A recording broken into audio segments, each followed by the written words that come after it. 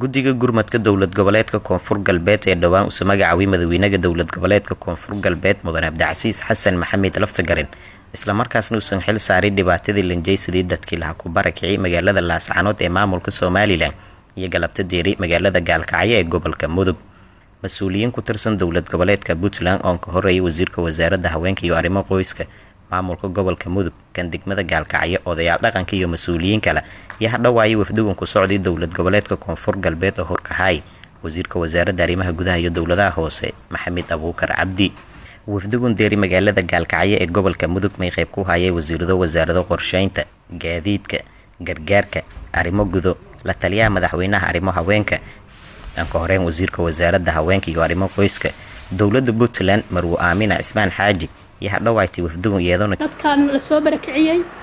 gudoomiye ku-xigeenka gobolka gudoomiyaha degmada maayarka gaalkacyo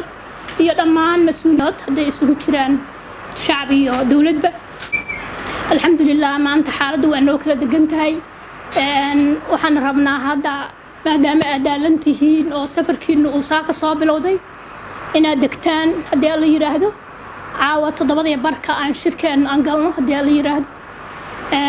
wixii ka dambeeyana birita subaxdii ay noqoto inaynu xaaladda barakaca iyo shaqadeena u maaragtay guda galno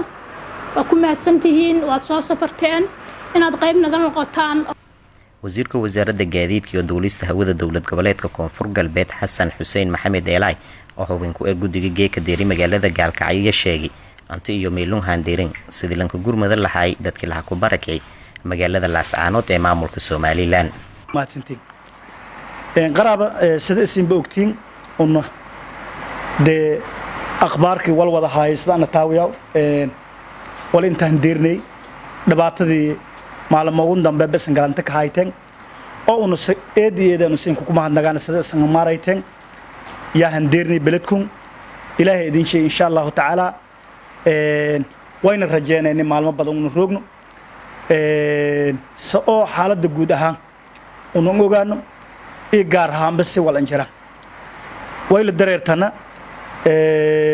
isbuucun bar gudaajay in dhibaato iyo jarti niman hadde magaagana Soomaaliniman la sheegadahayo de wal oo anfaylanayna ka soo bi deegaanka ee dadkiyo la roogi dhibaatadiyo soo biyan inta handeernay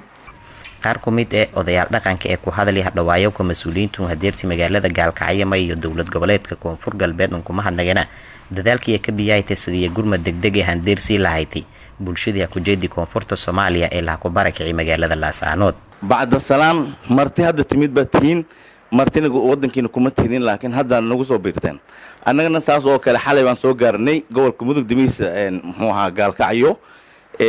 maanta waana la soo dhaweeyay saaka waxaana soo booqanay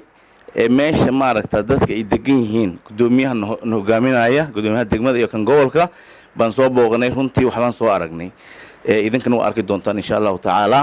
soo dhawaada muhiimaddu waxay tahay inaan soo dhaweyno idinka hadda nagu soo biiray iswaraysigeena iyo kala warqaadashadeena iyo sidii hawshaasi dhibaatada ah oo dadkan ku habsatay rabaaniga ah aan baqaadi lahayn insha Allah taala waxaan rajaynaynaa waa ka wada tashan doona waan u wada joognaa wasiirka wasaaradda arrimaha gudaha iyo dowladaha hoose dowlad goboleedka koonfur galbeed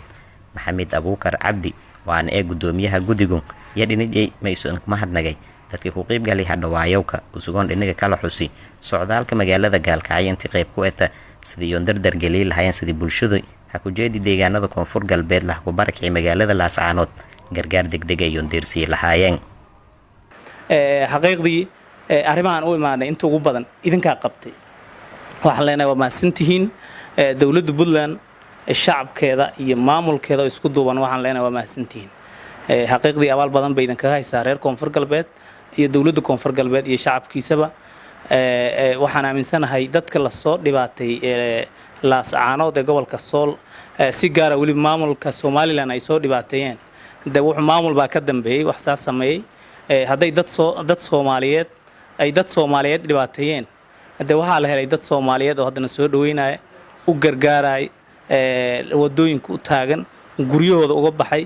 biyo iyo raashin ka dabooda marka waxaan aaminsanahay kuwii soo bixiyay dhibta badan u geystay inay xaqiiqdii looga abaalguday marka waxaan leenahay waa mahadsantihiin faysal maxamed isaaq tv-ga iyo raadiyaha koonfur galbeed